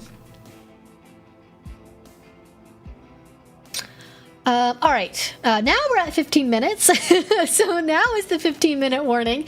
Exactly. So thank you so much for all your questions. Another ACE question here. I'm a long-time listener. Thank you for what you do. As an asexual kinkster, I'm wondering if you know any books or resources on the intersection of asexuality and kink together. I don't think anyone besides me. You definitely will find people teaching classes about asexuality and kink. I don't know if anyone's written a book or has like a website or something that's like dedicated to it. I'm kind of like one of, there's definitely more than just me, but I am also one of like the people. So, all right, let me see here. Asexual kink book. Let me just see, because maybe somebody published something like, and I just don't even know if it's there. Maybe, not seeing anything. Yeah, I don't think there's any books at least about that, unfortunately. I don't even really know of any books that are like super like asexuality inclusive, just in general to begin with. Oh, but there is a lot of Jungian analysis, so look forward to that. If you like a Freudian analysis of kink, there's somebody who's written a book on that. So no, unfortunately, don't have a lot of resources for you other than keep a lookout for people that are teaching classes about it, because I know that I can't name any presenters from the top of my head, but I know that there are people who have taught classes about asexuality and kink before, for sure. Nobody that I know has a blog or anything is like a regular content creator, but they're out there. They're out there, I'm sure. Because I'm at a place with my kink and my ace journey to where like I kind of got that shit locked down. I don't really look for that kind of content. I don't make it, or I don't go on I don't know. I don't go on FetLife or Google and go like FetLife ace kink education. So I'm not sure what will pop up, but there should be more is the answer, really.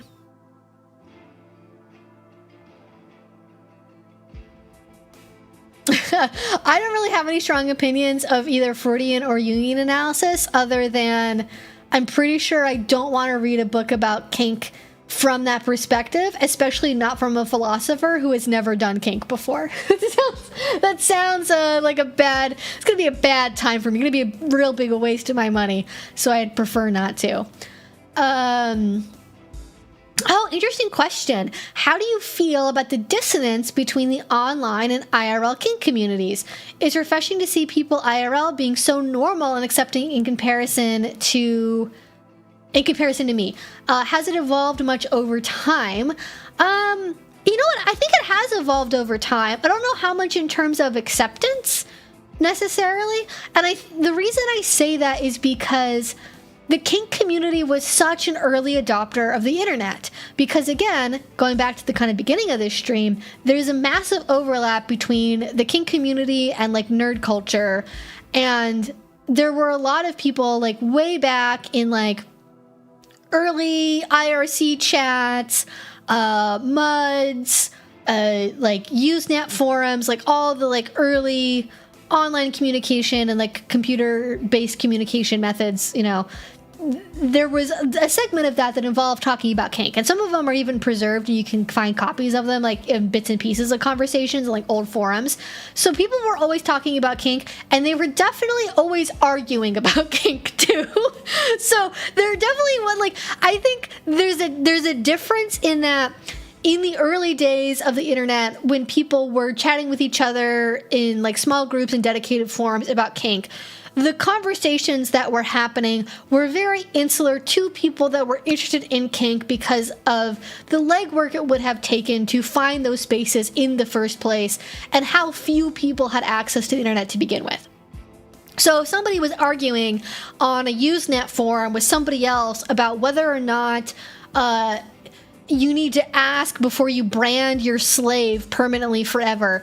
Like that was a like within the community conversation. And even if people like were like flaming each other, as they used to call it on the forums, you know, they didn't have a crossover into the real life community that it does now. So it was all just, you know, people talking amongst each other as people that were equally invested participants, mostly to a certain extent in kink. Whereas now I think the online space is a lot more hostile and judgmental. I think that's for two reasons. I think one, it's because there's a lot more vanilla spectators and a lot more people who judge kink because one time when they were 20 years old in college, their boyfriend pulled their hair without asking first, and that means kink is evil, right? Or some flavor of that. I don't mean to be dismissive of like people's assault stories, but I'm using it as like a very banal example of like somebody that takes a singular personal experience to then say, and that means no one can consent to this, and it's all bad, and it's all horrible.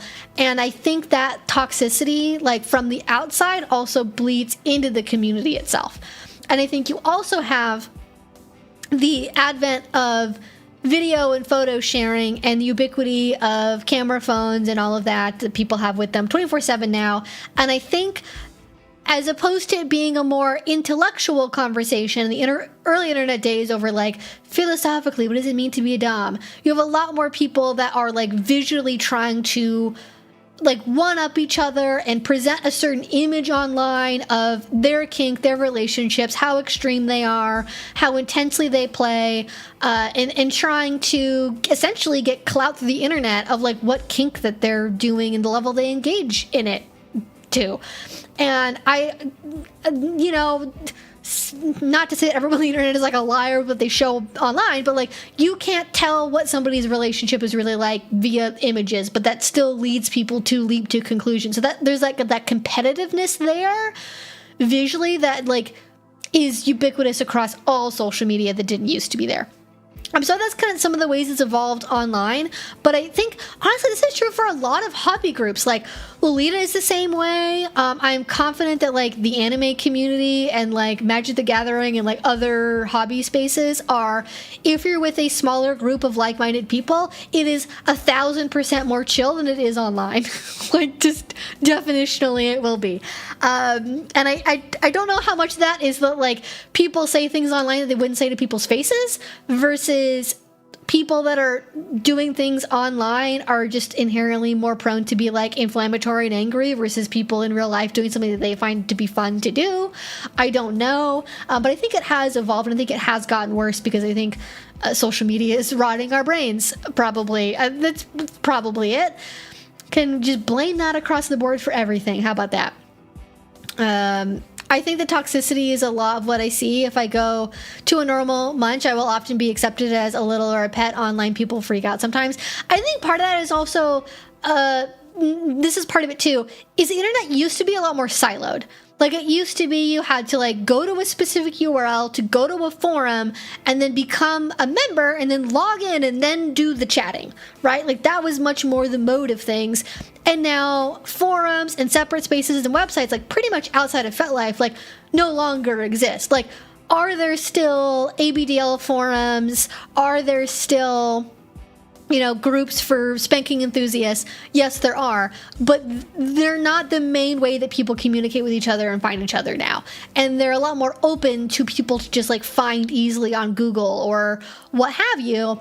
And when you have people talking like this is, I think what's going on in places like Twitter is it's basically like an open pit of people yelling at each other, and there's no separation in who's talking to whom and like what perspective they're coming from. So you see a lot more of like, you know, my side of the experience, which is I'm a kinky person and I'm queer, and I have to see a lot of bullshit takes from rad femmes who hate kink and always have. Like that's what I have to deal with. And if it gets to be too much, I don't engage. I say I'm not interested on the post, and I just chillax for a while. Now, outside of kind of recent events where I think I've intentionally engaged and it's escalated things on my own timeline, like I'm very, especially on Twitter, I am very intentional in the content I consume, even on Instagram too. Like, I don't like browse for content on Instagram. Like, I follow the people I follow, I keep up with them. I don't go looking for videos to argue with. I don't go seek out people making content about things that like upset me or like read the comments on videos that I like. I just consume the content and then I leave, and that's it. But with Twitter, I have very intentionally cultivated following certain accounts, engaging in certain things, where outside of something becoming like the discourse of the day, 90% of the content I see is either news from people that I like hearing about the news from, or I get some kind of like combination of puppy girl stuff, lesbian kink stuff, pro-dom stuff, general ace stuff, like things that are in my wheelhouse of things that I like to hear from, or things that are like part of my identity, or just like what to me represents like the good side of the community that I want to be a part of. And outside of the random spam account that's like, you people should kill yourselves or whatever, which isn't even really something that I see on Twitter. Like, that's not usually what happens. It's usually somebody who's like trying to be a Nazi and like get a rise out of people and get them to respond. But that to me has worked out a lot better for like engagement on stuff. Like, I definitely know that like negative sentiment about littles, for example, exists online, but like I don't engage in that kind of content, and so I don't see it. Like, and if I did see it and I was like, if there was a bunch of negative content about puppy play, I mean, I would probably make a video about it and I'd talk about it, but then after that point I would just like try as much as possible to like disengage and to not contribute to the onslaught of that. But anyways, that's a very long answer to this question. hopefully that gave you some insight. Yeah, for a while Twitter was showing you stuff that was the opposite of whatever you were into. I definitely like get that too, of like Twitter sees that you engage in something and then it's like, oh, do you want to see more stupid rad femme takes? And it's like, not interested, don't like it. And I will say this, at least in my experience, telling Twitter that I am not interested in a post and muting people does actually work. Like, they don't take that information and then do the opposite with it. They do actually listen to what I have to say about my own content preferences, which shouldn't be refreshing and yet is somehow. So take that for what it's worth, I guess. But yeah, that's basically what I do and how I do things. All right, I'm going to try to get to one more question here. It's one that I can do. What's one that I can do quickly here? Do you have any thoughts on misogyny kink? I'm actually planning on doing a video soon-ish. Probably not. I have another video I'm going to film. I'm kind of alternating between like right now, presently, because there's so much to talk about, like news and social media commentary, and then like legal cases and like an educational kink thing. And I think not this week, but the next thing I'm going to film, I'm going to be talking about like misogyny kink as a thing. So that'll be in the pipeline. It is on my list, and I have semi-immediate plans to make that. I'm not counting that as the last question. That's a quick one. It's a freebie. Any book recommendations for beginner subs? Okay. So I would still say The Heart of Dominance is good for both subs and doms to read. Definitely worth picking up. I think Anton Fullman has a really, really good voice for talking about power exchange. This is probably my favorite overall for power exchange at the moment. And then, let me see, what would I recommend for... where is it? Where? Oh, book.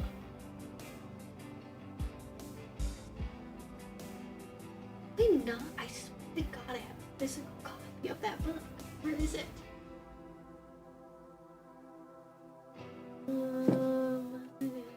Oh, here it is. I was looking right at it the whole time.